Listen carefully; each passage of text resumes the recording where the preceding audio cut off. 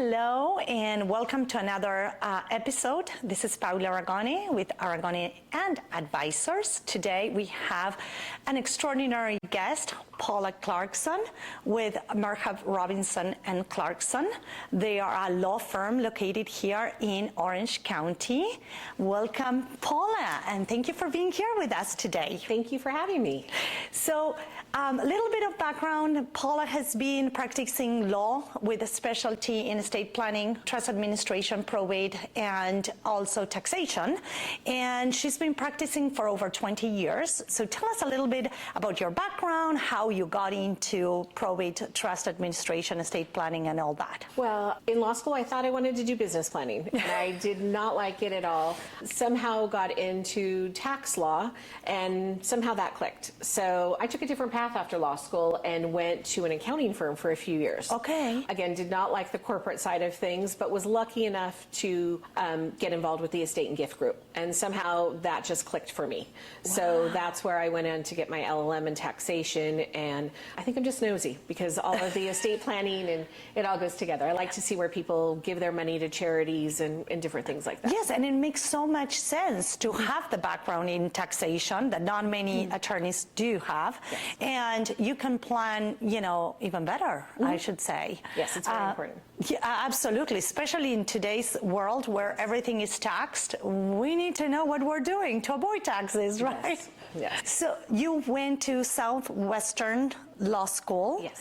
And you've joined this law firm a couple of years ago, and it has taken over. So tell us a little bit about the services your firm provides. Yes.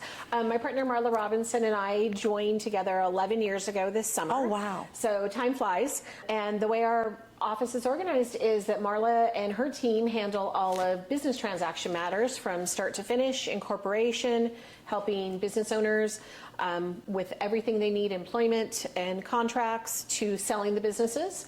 And it made perfect sense to add on estate planning to that because all business owners need an estate plan. Of course. So together our team can help clients. We deal with lots of business owners, lots of families to make sure that they are taken care of. Wow, so 11 years already. Mm-hmm. Yeah, and I know Marla, and she's phenomenal. We love Marla. So that's very good. And so let's talk a little bit about luxury real estate and how it impacts, when you're creating estate planning for your clients and you're dealing with high net worth individuals that have luxury property, they have rental properties. How do you go about the estate planning? Tell us a little bit. Yeah, well, we're looking at, the main reason we're doing estate planning is to avoid probate. So that's going to be starting option is to avoid probate when they pass so that their information is not before the public. Correct. Because if you're going through probate, everybody can see what all your assets are. So we're going to put the assets in a trust. Usually people with higher net worths want to keep that privacy. In the trust, you get to name who you want to manage your assets if you're incapacitated upon your passing, and that way you get to keep that privacy. With the trust, we start looking at avoiding estate taxes, because those are quite high right now. Yes, and that was another thing. What's the threshold right now? I mean, I know we have exemptions and those change, and so they're going to be in place until the 26th, but then could go away, could be higher, could be lower, we don't know. But what is it right now that people with high net worth individuals could take advantage on estate? So right now, every individual can pass $13,610,000 gift or estate tax free. So you give it away during life or you give it away at death. And that number is going to go down. Some of the tax laws are expiring, and so January 1st, 2026, the values are going to go down to $5 million per person. There is supposed to be an adjustment for inflation. So everybody's estimating it to be around in the low 6 millions, but that's cutting a lot. Yeah, everything in half. So that means a married couple can gift over 27 million in the course of their life. But if they start planning now, while those are in place, they can do the gifting and take advantage of the 27 million rather than waiting for things to change. Now your cap will be 10, 11 million instead of 27. Is that correct? That's correct. So that's what we're looking at for a lot of clients right now. If you're on the higher end, that you can start using some of that and making gifts right now. And then when the estate tax exemption drops, your estate is a little bit lower and you've already used it. It's basically a use it or lose it before it reduces. I agree. And the other thing I tell my clients is you don't realize that, especially in Orange County, everything adds. Property values have gone up so much. So now all of a sudden you have a property that is $6 million. You have a couple of rental properties. You have a business. And, you know, when it's all said and done, you might have exceeded, you know, the threshold. And now what is it, 40% estate taxes? Oh, above that limit, it's 40%. Yes. So it's quite an amount. And it's, when you have a married couple, if you're planning correctly, then the tax isn't due until the second of you dies. But that could mean that your children have to liquidate assets in order to pay that estate tax because it's due 9 months after you die. Yes, so, and the IRS comes knocking at the door saying, I want that money. So plan accordingly. Planning early is good. Planning early is good. So now let's talk a little bit about Prop 18. Okay. That came and not everybody's happy about it. Yeah. It was put in trying to make some things be better, but it ended up making a lot of things worse, and people are trying to repeal it. Yes. So tell us more about Proposition 19. Okay, so Prop 19 was passed by a constitutional amendment a couple years ago. And so prior to Prop 19, parents, when they die, could give away their residence of any value to their children, and the children got to keep their property tax amount. And they could give away any property that was not their residence, and there were some limits on it, but there was ways to get around it. That's basically been eliminated. Yeah. So now, if parents transfer their residence to the children, the child has to move into the home within 1 year. Yep. And they get to keep the parents' property tax basis for what that is, and then add another $1 million onto it. And then if the property value is even higher than that, then there could be an additional property tax. On top of that. You know, one to buy the other two. Mm-hmm. So that is not on the table anymore. We have properties all the time. You know, we work with you often, and we have that scenario where they were like, we wanted to keep the house. The goal was to keep the house for the family in Newport Beach, to be able to go there and enjoy it. And now we can't, because I can't afford to buy my siblings out. Right.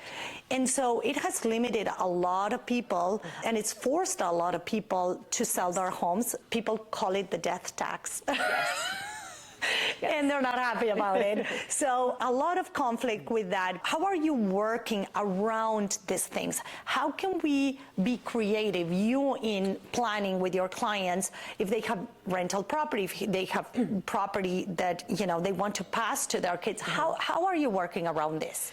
Well, in some cases, we're looking at, you know, ultimately, you know, like you said, buying out other siblings. You know, if you plan early, maybe we can use other assets. Maybe we can use life insurance so that there's some liquidity in there to pay maybe the increase in taxes, buy out the other siblings, give one sibling the house, the other one the liquidity. Okay. Different things like that. For real estate that is, you know, non-resident, not their residence. Primary. Meaning like rental rental properties and things like that. We're often, you know, we recommend putting them in LLCs anyways for asset protection in those situations.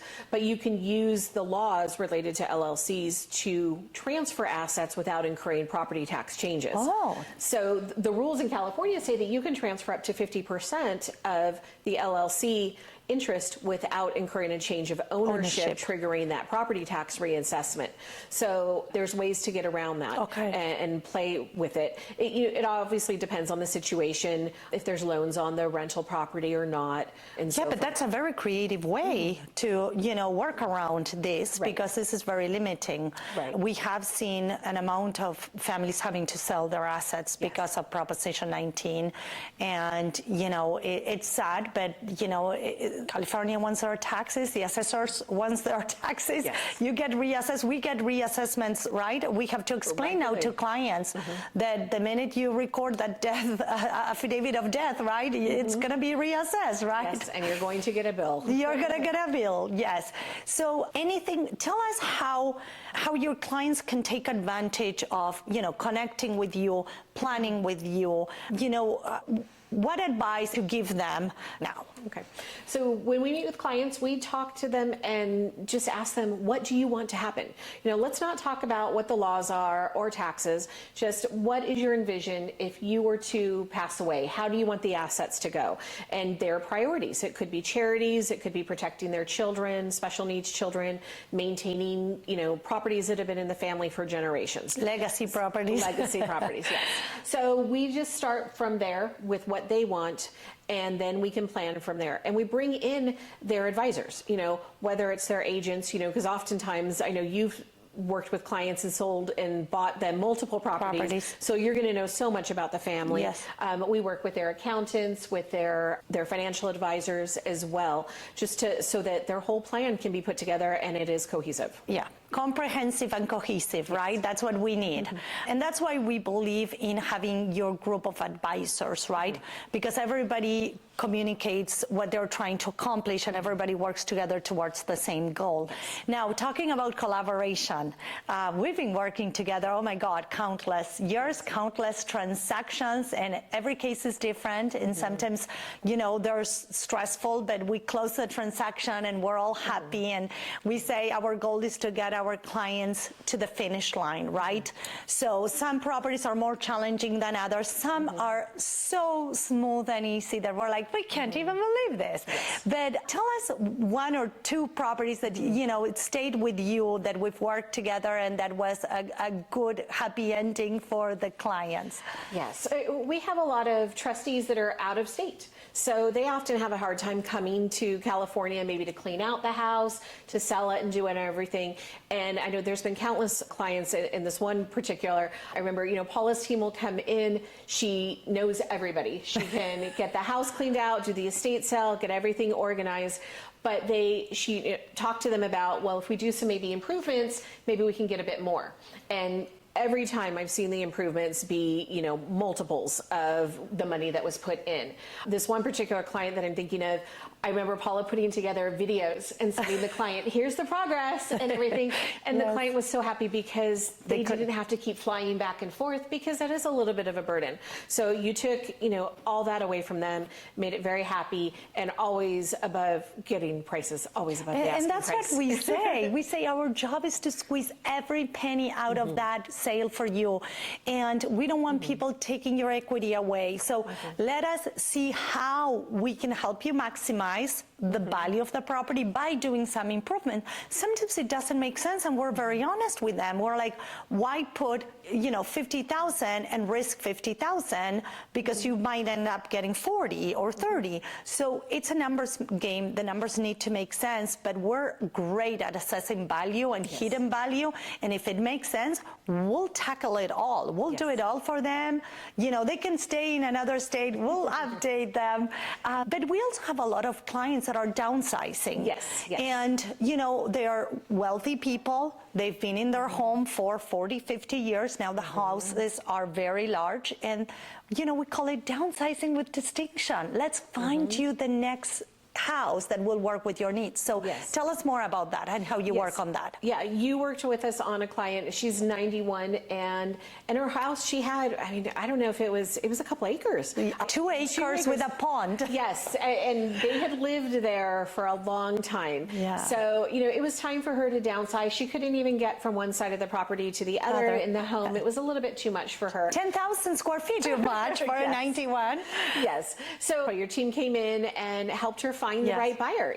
She knew she wanted to, but the memories are there. Yeah. So, but it was great because not only did you help her downsize, clean out the house, you also helped her find a new place that she's happy with and can move forward on. And that has such an emotional part of it, because you have to understand they've lived there 40, 50 years. That's the house with all the memories. The kids got married, this and that, husband built it for them. And so I always say, when you're doing this type of job we're doing, you have to have a compassionate heart to understand and be able to guide them through the process with a lot of patience and a lot of love. Yes. Because they need that. There's no way you can move somebody quickly, pushing them. You know, we have another client right now. She's, you know, she just lost her husband a couple of months ago, and she called and she said, I don't know what I want to do. I don't know where I want to go. And I said, I'll be there. We'll have a cup of tea and we'll talk about what works for you. So it's finding what they truly want to accomplish. Right. And sometimes it takes a couple of meetings. That's fine. We have time, we have patience, and we have love. Well, and that's ultimately what it is what is your goal? Yeah. And we're here to help you accomplish that.